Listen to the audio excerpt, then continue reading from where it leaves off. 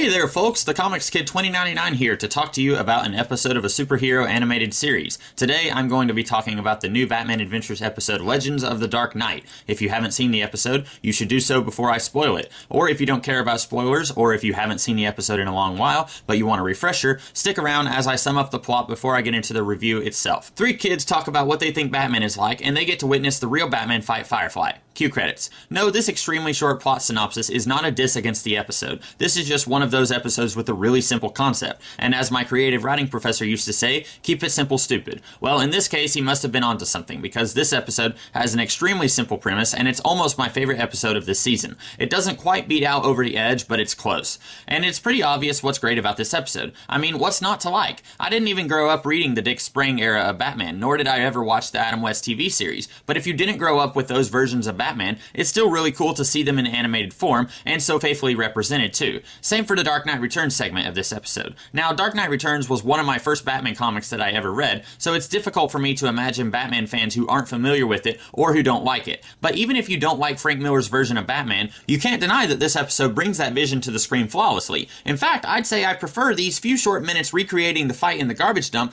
than both of the Dark Knight Returns movies that fully bring Miller's entire story to life. The overall premise of the episode is basically that any and all versions of Batman are equally valid, and if you prefer Adam West and I prefer Christian Bale, that's fine because it's all Batman in the end. And I really like that idea because far too often I cringe when someone yells about how Joel Schumacher's Batman and Robin isn't accurate to the comics or some nonsense like that. Well, maybe it's not accurate to the post-Frank Miller comics that you grew up with, but it's paying homage to a different era of comics. In fact, Joel Schumacher is maybe my one point of contention with this episode. There's one brief scene with a kid with a feather boa who says that his vision of Batman wears a tight rubber suit and his car can climb walls. The kids dismiss him and call him Joel. Ha ha, we get it, Joel Schumacher, nobody likes him or his movies. This didn't work for me because in the DVD commentary, producer Bruce Timm says that Batman Forever is one of his favorite Batman movies, but then this episode is taking potshots at Joel Schumacher and his vision of Batman. If you're going to spend an entire episode telling us that all versions of Batman are equally valid, it kinda undercuts that vision whenever you dismiss Joel Schumacher. It's even more puzzling when most people are aware that a lot of the problems in Batman and Robin and Batman Forever aren't even Schumacher's fault, but the studio's.